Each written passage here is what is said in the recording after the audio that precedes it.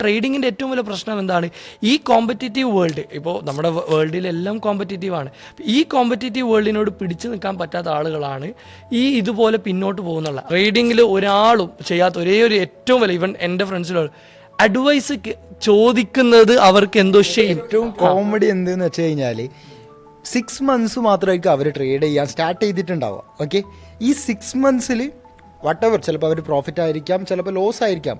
പക്ഷെ അവർ വന്നിട്ട് ബാക്കിയുള്ളവരോട് പറയുന്നതെന്ന് വെച്ച് കഴിഞ്ഞാൽ അവരാണ് ലോകത്തിലെ ഏറ്റവും വലിയ ട്രേഡർ എന്നുള്ളത് ഏറ്റവും കൂടുതൽ ഞാൻ കണ്ട ഒരു ആറ്റിറ്റ്യൂഡാണ്. കാരണം ലൈക്ക് ഞാനിത് കുറ്റപ്പെടുത്തുന്ന ഒന്നുമല്ല, പക്ഷേ ഇതൊക്കെയാണ് നമ്മുടെ ട്രേഡിങ്ങിനെ പിന്നോട്ട്, അതായത് ആളുകളുടെ ഇടയിൽ നെഗറ്റീവായിട്ട് വരാനുള്ള ഏറ്റവും വലിയ റീസൺ. കാരണം ഏതൊരു പ്രൊഫഷനാണെങ്കിൽ, ഇപ്പോൾ ഒരു സിനിമ മേഖലയിൽ പുതിയത് പോകുന്നതാണെങ്കിലും ഇനി ഏത് മേഖലയാണെങ്കിലും നമ്മൾ അവിടെയുള്ള എക്സ്പീരിയൻസ് പീപ്പിളിൻ്റെ അഡ്വൈസ് എടുക്കുന്നത് നിർബന്ധകരമായ ഒരു കാര്യമാണ്. ഞാനൊരു കാര്യം പറയാം, ഞാൻ എൻ്റെ സ്റ്റുഡൻസിൻ്റെ ഞാൻ അഡ്വൈസ് എടുക്കാറുണ്ട്.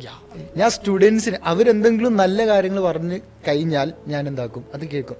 ഇപ്പോൾ ലാസ്റ്റ് വീക്കിൽ എൻ്റെ ഒരു സ്റ്റുഡൻറ്റ് എനിക്കൊരു പുതിയൊരു സ്ട്രാറ്റജി ഞാനൊരു പുതിയ സ്ട്രാറ്റജി അവർക്ക് പറഞ്ഞിട്ട് ഇങ്ങോട്ടേക്ക് നമുക്ക് സ്ട്രാറ്റജി കാര്യങ്ങൾ അവരൊരു ഡിസൈൻ ആക്കിയിട്ട് എനിക്ക് പറഞ്ഞു.